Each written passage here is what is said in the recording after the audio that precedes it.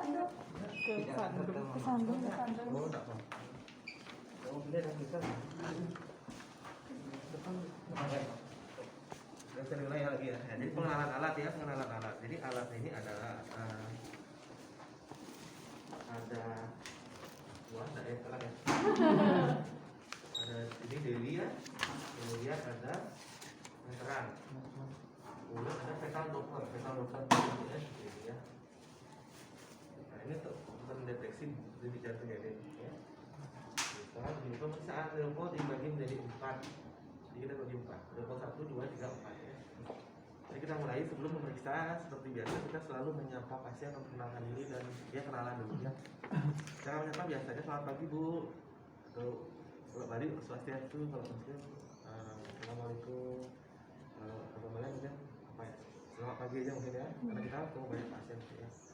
Nah, nanti kita akan melakukan pemeriksaan. Ada ibu ya, saya Dr. Aditya. Apakah ibu berkenan? Saya dokter yang bertugas di rumah sakit atau bertugas di poliklinik pada pagi hari ini ya. Apakah ibu bersedia dilakukan pemeriksaan terhadap janin ibu atau terhadap kandungan ibu terkait kesehatan? Pemeriksaan ini nanti saya akan melakukan pemeriksaan dengan melakukan pemeriksaan dengan perabaan ya pada bagian perut, kemudian dengan pemeriksaan denyut jantung janin dan pengukuran dari tinggi rahim ibu. Mungkin itu bicara awal. Jadi kita jelaskan secara overview aja bagaimana pemeriksaan ini akan dilakukan. Sudah ibu setuju? Kita langsung kan melakukan cuci tangan dulu ya. Lalu cuci tangan sebelum sentuh pasien, cuci tangan sebelum dan setelah ketemu pasien selalu harus cuci tangan. Cuci tangan dengan menggunakan alat langkah sudah pernah di saya, tangan pada alat langkah gini ya, ini, kemudian ini ya, kemudian begini, jempol, kemudian ya, kemudian begini ya, oke. Setelah saya cuci tangan dan menggunakan handscoon ya, handscoon, kemudian pemeriksaan dimulai. Jadi pos 1 begini ya, pos 1 adalah pemeriksa bagian yang ada di kundus ya, yang ada di kundus dari ini. Pemeriksaan kundus begini ya. Jadi meraba bagian yang ada di atas ya, di kundus. Bagian ada di kundus itu kita bisa deskripsikan teraba bagian bundar, lunak, tidak melenting, kesan bokong. Pada umumnya bokong di atas ya. Gitu ya. Pada umumnya hampir 90% di atas itu bokong. Oke, bahasanya saya ulang lagi ya. Bahasanya adalah bundar, lunak, tidak melenting. Melenting itu ngambil bouncing tuh ya. Oke, ya. Jadi itu kesan bokong. Oke. Kemudian yang level 1 kita dapatkan deskripsinya sudah tahu ini bokong. Itu pertama ya. Yang kedua adalah pengukuran tinggi kudus. Jadi pada level 1 kita langsung ukur tinggi kudus. Tinggi kudus diukur mulai dari ya betul sekali dari atas subis ya. Kemudian dengan meteran terbalik sampai dengan atas kudus. Di kudus bagian atas kita 3 jari di bawah proses sipoides ya. Kira-kira kalau hamilnya cukup bulan ya. Tergantung hamilnya berapa nih sekarang. Oke, sekarang ini 35 cm misalnya ya. Ini awal kan ibunya hamil 36 minggu ya. Lebih 38 minggu mungkin ya. 36 cm kita bisa dengan rumus Johnson-Taussig itu kita bisa menentukan taksiran berat badan janin ya. Taksiran berat badan janin tergantung dari tinggi kudus. Kalau tinggi kudus 35 berarti mesti masukin rumus ya. Misalnya 155 kali dalam kurung ya. Tinggi kudus kurangi 12 gitu ya. Jadi dapatnya sekitar 3.565 nanti. Jadi berat badan bayi 3.565. Perkiraannya seperti itu. Oke ya, sudah. Kemudian apa lagi? Yang kedua, yang satu udah tuh ya. Bagian yang di atas apa bokong dan tinggi kudusnya sudah tahu, di taksiran berat janin sudah tahu ya. Oke. Kemudian lanjut. Nah, kemudian kita akan melakukan perabaan kepada bagian lateral, bagian kiri kanan. Di bagian lateral diraba seperti ini ya. Diraba bagian lurus seperti papan pada punggung ibu, pada perut ibu sebelah kiri ya. Kesan adalah punggung ya, punggung bayi. Jadi punggung bayi itu bahasanya deskripsinya adalah teraba bagian lurus keras seperti papan ya. Sedangkan di bagian kanan teraba benjolan kecil kesan ekstremitas ya. Itu aja begini. Nah, setelah ketemu punggung apa yang dilakukan? Mencari denyut jantung janin dengan menggunakan doppler. Kita pakai jeli ya, jadi taruh di sini. Seperti ini jelinya isi apa enggak? Oh, jelinya besar. Oke, nah jelinya sudah. Taruh sini ya. Oke. Nah, ya. Taruh dia di bagian punggung.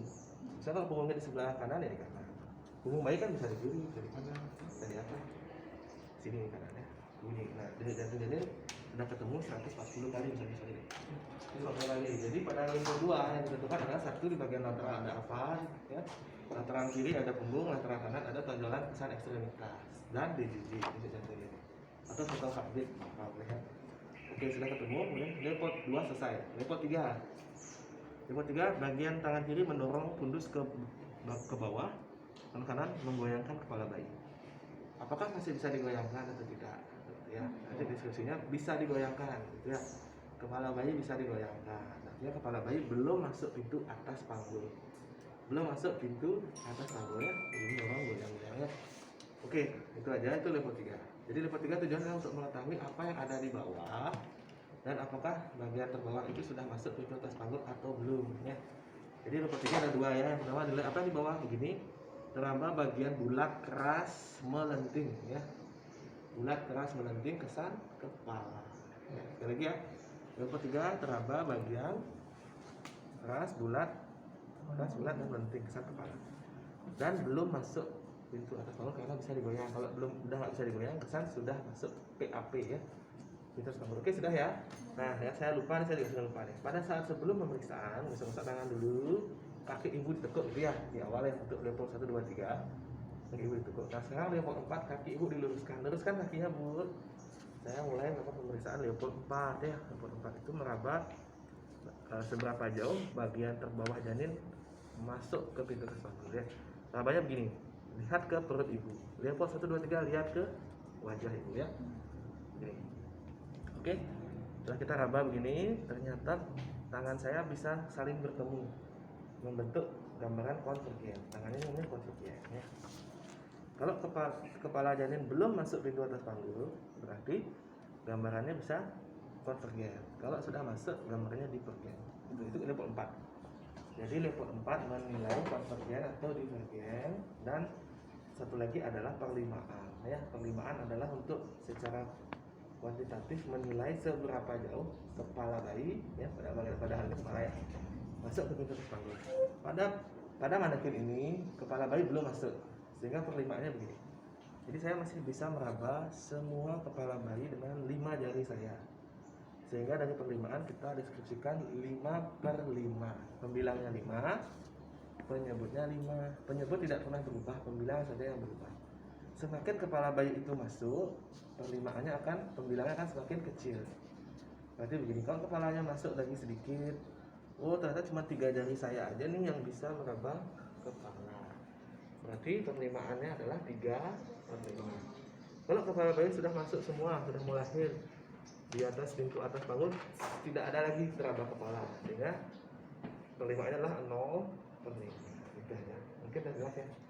Apa saya terlalu cepat? Nah, cukup ya, jelas ya.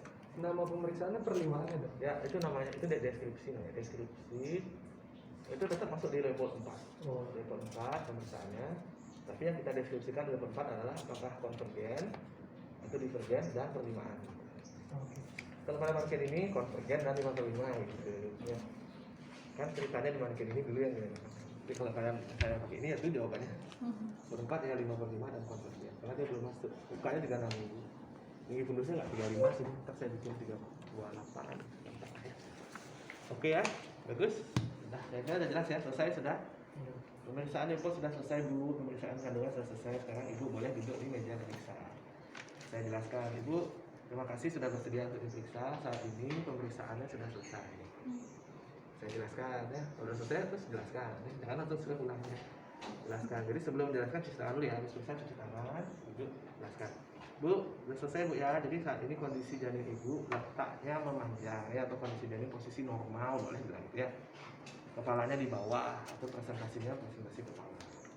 Kalau kita bahasa medis tulis di les, nanti ngomongnya letak memanjang presentasi kepala. Ngomong sama ibunya kan letaknya normal Bu, presentasinya, tapi bagian terbawahnya adalah kepala. Kemudian sakit jantung, jelaskan kejadian janin bagus ya, 140 kali, 150 kali bagus.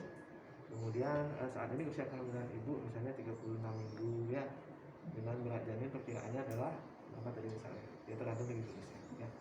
Berkata itu ya, selesai dah ya. Ibu kapan lagi kontrol? Kapan lagi kontrol dok? Nah, kontrol paling tidak kalau kehamilan 36 minggu ke atas itu biasanya setiap minggu cek ya, setiap minggu.